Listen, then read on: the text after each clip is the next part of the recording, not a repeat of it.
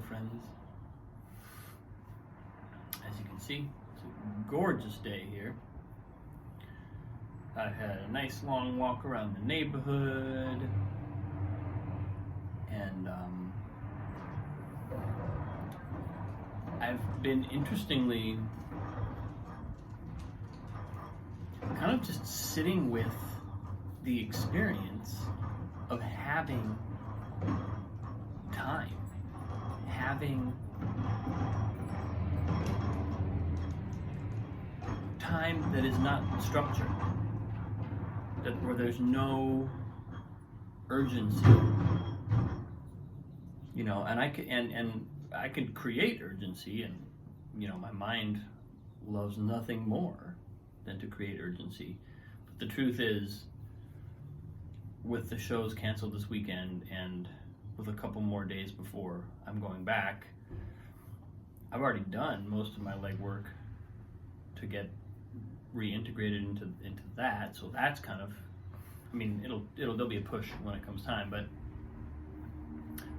my point is there's no urgency around it. It's sort of working, and so I have this time when I'm left to fill the time with whatever feels most important. And so how I go about determining that and just like sitting with what comes up has been kind of my practice over the last 24, 48 hours.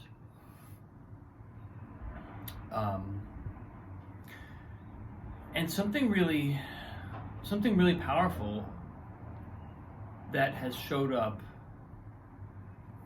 today. I was walking around and just kind of letting myself be right here, right now. And I was kind of observing. I was asking myself the question, you know, who am I? Not sort of in the cosmic sense, but what part of me is it? What parts of me show up when I have time like this? And it's a kind of like,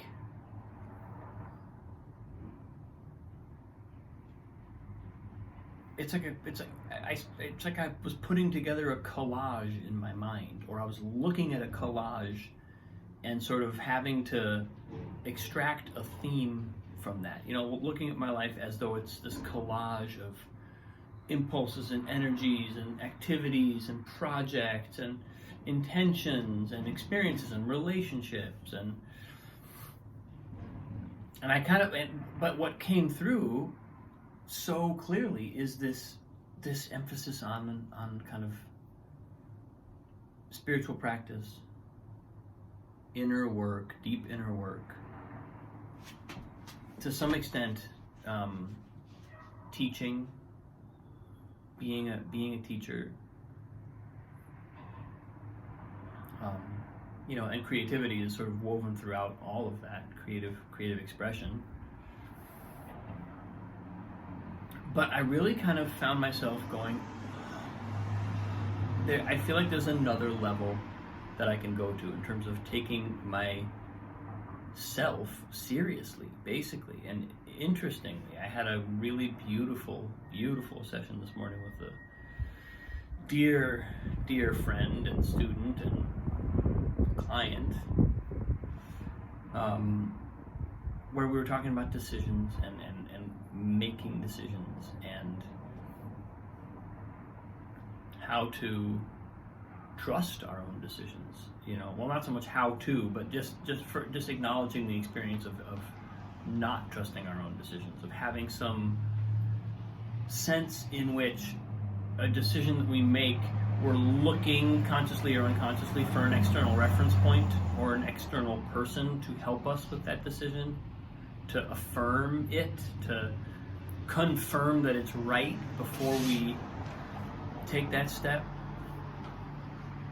And it was this kind of it's just such a universal thing, I think, or at least it's not an uncommon thing, to go looking outside of ourselves for confirmation, affirmation of our decisions, as just a matter of course in making it. That's like the wallpaper of our life, is that's how we do it. Unless at some point we've kind of consciously reckoned with that and move beyond that, really taken our own power in hand. And I think one of the things that I was just detecting today is this sense of how I use urgency to hide from vulnerability.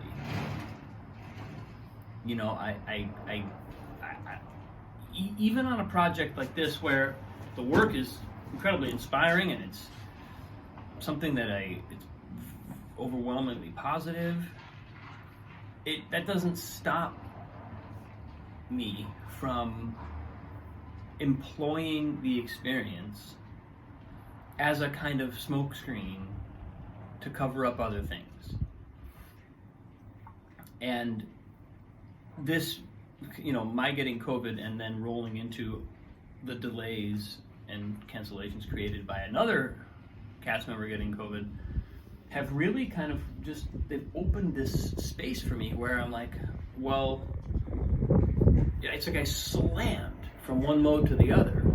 I slammed from a mode of hyper urgency to a mode of, I have so much time today, I'm not even sure what to do with it all. And that has created a really interesting juxtaposition where I realize, oh, yeah,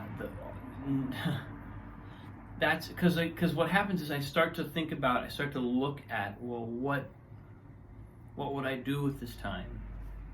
How would I invest this time? And some answers come up. Some feel more connected or appropriate than others. But then as I start to actually take hold of them and begin to potentially, decide, okay, here's what I'm going to do, actually physically, tangibly do today, concretely, my mind comes in and starts, it's almost like it wants to fritter away the clarity. It wants to take that clarity and sort of scatter it around a little bit and like do a little dance and like scatter the light, make sure that I can't really see. Oh wait, don't let me have that clarity. Don't show me too pristinely what I'm seeing here.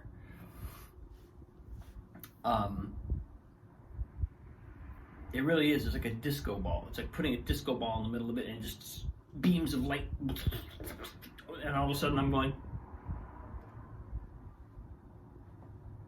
I'm following this refracted, sort of mildly chaotic mental laser light show, and the clarity dissipates. The clarity of like, oh, okay, this is what today is about. This is what this hour is about. And I'm really trying to sit with that. I mean, I'm making it a practice ever since I got COVID, and ever since I started this phase. I've really kind of made it a practice. I'm trying not to watch anything for entertainment. I actually looked at. I went on IMDb today, and I was like, maybe I'll watch a movie. And I knew I didn't want to watch a movie, but just looking at the movies, I was like, there's nothing I could possibly watch that would actually inform me. It was like anything I do here will simply be a total distraction. And I've kind of intuited, I think, since the start of when I got COVID, that I didn't want to do that. That I wanted to stay really present with the moment and really connected to my internal experience and my internal and external experience, but my direct experience, and not go projecting myself into entertainment. You know, not giving my mind the out of just taking the gaze off of myself for a little while. And that has felt really good so far. It feels like I'm actually sitting with this issue, because then something happens where I start to gain clarity, and then it all starts to fizzle. It's like my mind does the razzle dazzle dance around the edges, and I have to actually acknowledge that. I can't pretend like, oh, I'm just gonna watch a movie right now. I'm just gonna, I can't shrug it off. I have to actually take it seriously. And I don't know quite what's coming from this, other than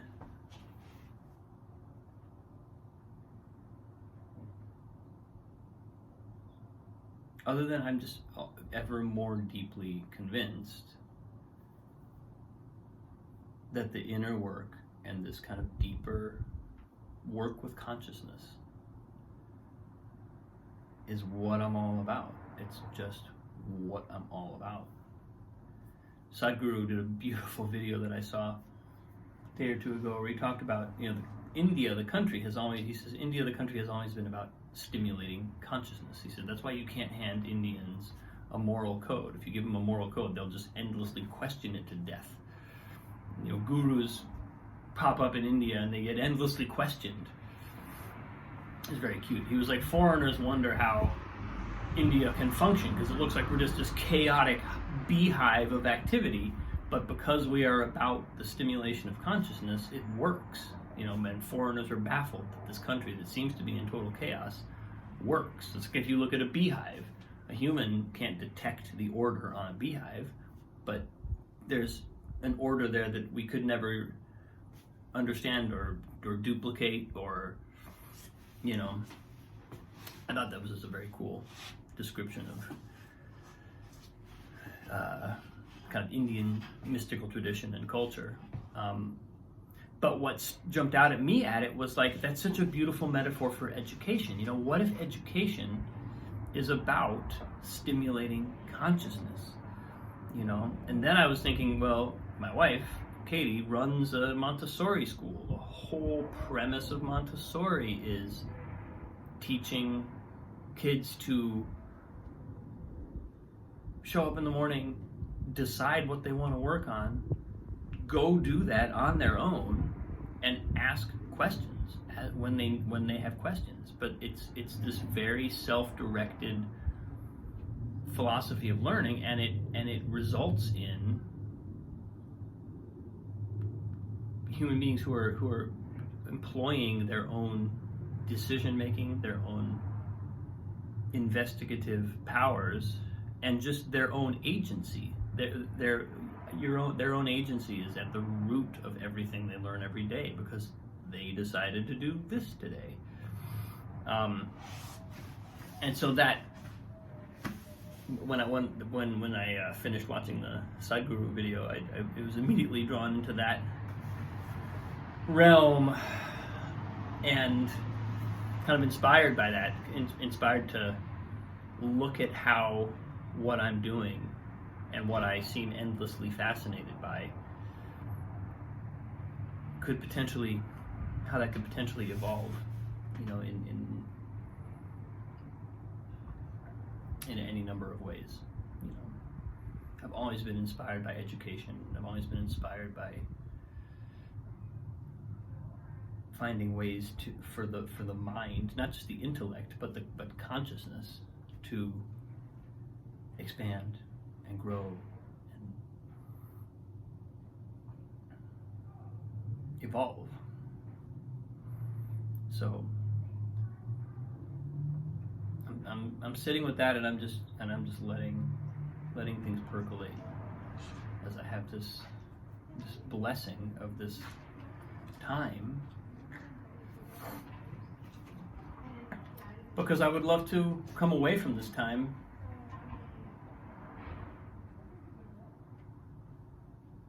having used it. You know, it feels like there's a potential here. I feel, it's like I can hear a vibration in the background over these past few days. And as I really kind of fully recover from COVID, I've still got a tiny little bit of a cough, but it's definitely letting go. As I feel my body coming through it, coming out the other side, I'm like, and I feel incredibly well rested, probably more rested than I've been in years. So as I feel all that happening, I sense that there's an opportunity here.